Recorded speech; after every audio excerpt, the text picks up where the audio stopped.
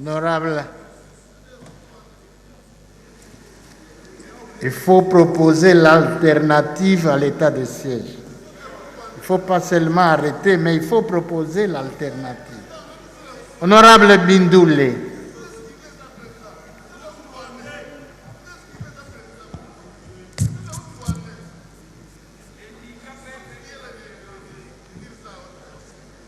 Merci, Honorable Président, pour la parole.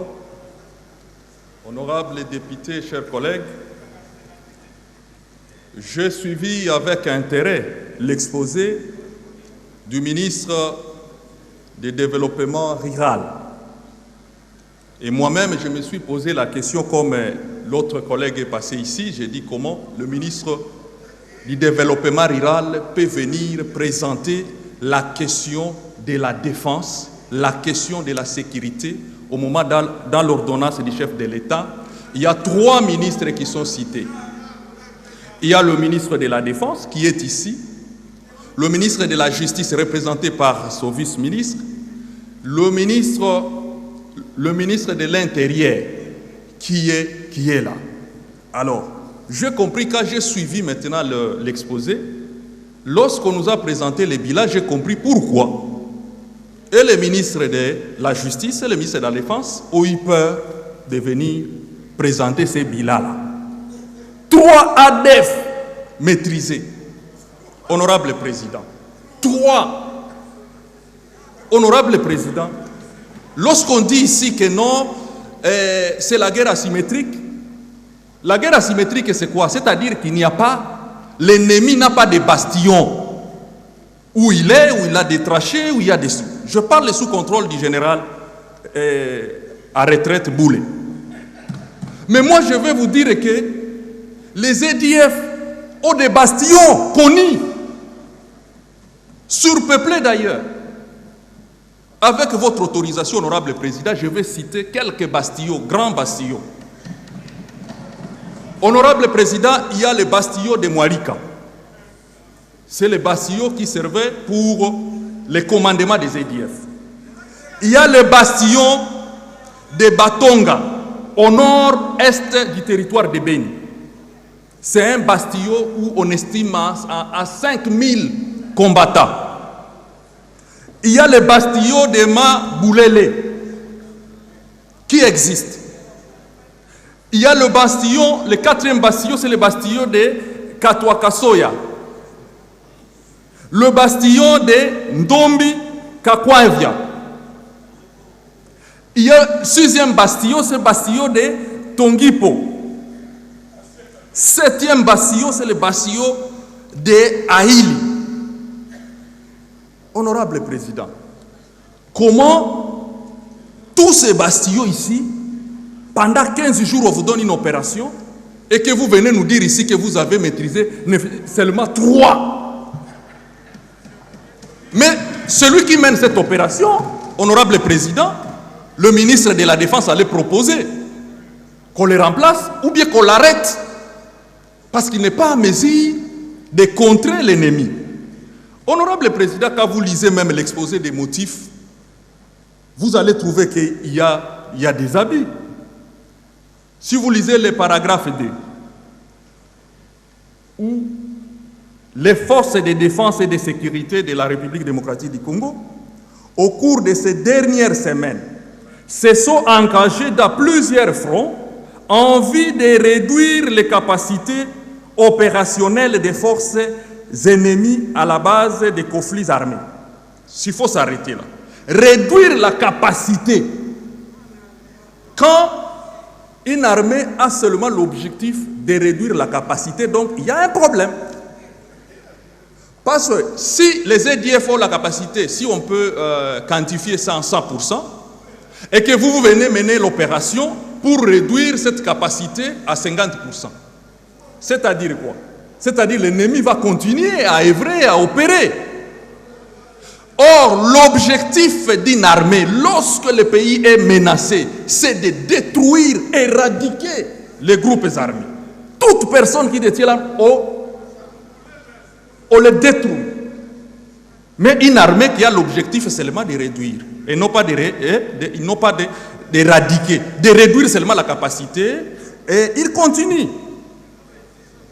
Il continue, si vous lisez le paragraphe 3,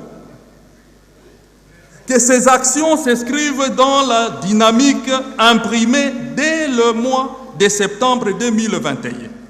Elles visent, les opérations donc, elles visent principalement à éloigner l'ennemi des zones à force de concentration de la population.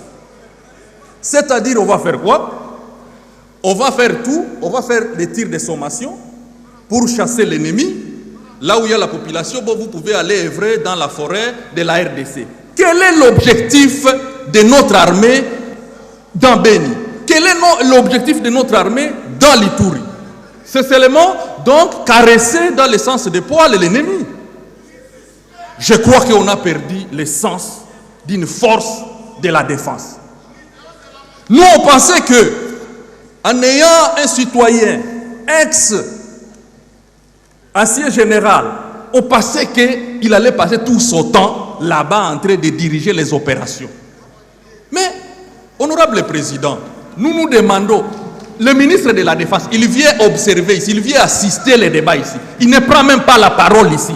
Qu'est-ce qu'il fait ici au lieu de se rendre à Beni, au lieu de se rendre à Ituri pour aller se battre comme il est ancien militaire?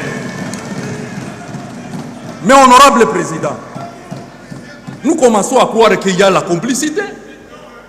Comment il fait quoi ici à Kinshasa? Même dans cette salle, il arrive pour venir assister les débats. Il ne présente même pas. Il ne va même pas répondre au moment que les gens sont en train de mourir à Bunia, sont en train de mourir à Ndjougou, sont en train de mourir à Mambasa, sont en train de mourir à Irumu, sont en train de mourir à Beni territoire. Moi, je commence à avoir peur, honorable président. Et, honorable président, je pense que nous devons corriger. La guerre asymétrique, quand il y a la guerre asymétrique, je l'avais bien dit ici, s'il y a la guerre asymétrique, c'est-à-dire l'ennemi s'est infiltré dans cette salle, ce qu'il faut faire, il faut travailler avec les députés qui sont dans cette salle pour dénicher. Je veux dire à l'honorable estimé collègue Boulet que d'ailleurs tout ce qu'on dit là, qu'on a ramassé, on a attrapé et tout, c'est avec la population. C'est la population qui dénonce. C'est la population qui dénonce ces gens, les suspects. Mais le problème reste à notre armée. Ce n'est pas, nous ne sommes pas une opération de traque des complices. L'opération que nous voulons, c'est la destruction. Monsieur le ministre, surtout le ministre de la Défense, vous devez savoir, moi je veux que vous puissiez nous répondre ici. Il y a 4 étapes dans l'offensive. La première étape, c'est le mouvement de défense. Là où vous faites l'encerclement, l'enveloppement, l'encouvert. Deuxième étape, c'est l'étape de la pénétration de la zone ennemie. Troisième étape, c'est la destruction, les chocs. Quatrième étape, c'est quoi? C'est la poursuite de l'ennemi. Et cinquième étape, la sécurisation. Je veux savoir, vous êtes à quelle étape? Vous êtes à quelle étape? Vous pouvez nous indiquer. Vous êtes à l'étape de la destruction? Vous êtes à l'étape de la pénétration de la zone ennemie? Vous êtes à quelle étape pour nous présenter un bilan de 3 ADF neutralisés? Honorable président, moi j'étais sur les champs. J'avais tombé dans l'embuscade des EDF. 3 embuscades. Je vis des colonnes et des colonnes des EDF. Comment? Il y a des colonnes, il y a des troupes qui se déplacent et que vous dites, nous avons maîtrisé seulement 3. Et nous avons récupéré 5 AK-47. Le Maïmaï déposé, il a déposé des cartouches AK-47. J'ai dit, moi je ne connais pas les cartouches AK-47. Peut-être c'était des cartouches de 9 mm qu'ils ont récupérées. Nous ne voulons pas un petit bilan comme ça. Dites que nous avons détruit tel bastillon, nous avons maîtrisé autant et vous pouvez aller visiter ces milliers. Tous les villages que vous avez cités ici, je les connais. Mais quand vous collègues, vous citez alors. Pour citer, honorable président, Je pense que les 15 jours que nous venons d'effectuer n'ont rien contribué à l'attaque. Il n'y a eu rien comme attaque, comme offensive. Et nous devons exiger au gouvernement, représenté par le ministre de la Défense de l'Intérieur, de lasser réellement l'offensive généralisée sur tous les fronts. Il ne faut pas nous dire, nous ne voulons plus des attaques sporadiques, une armée qui fait des attaques sporadiques comme une milice.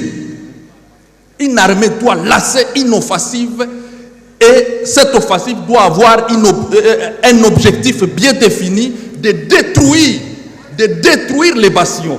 Mais ici, vous venez pour caresser seulement les EDF. Honorable Président, j'ai dit prochainement, après les 15 jours ici, les autres collègues du Nord Kivu m'ont demandé de le dire ici. Après les 15 jours, nous allons descendre. Permettez-nous, Honorable Président, qu'on nous donne aussi les commandements pour qu'on mette fin à cette histoire des EDF. Merci, collègues. Merci. Suivez, collègues.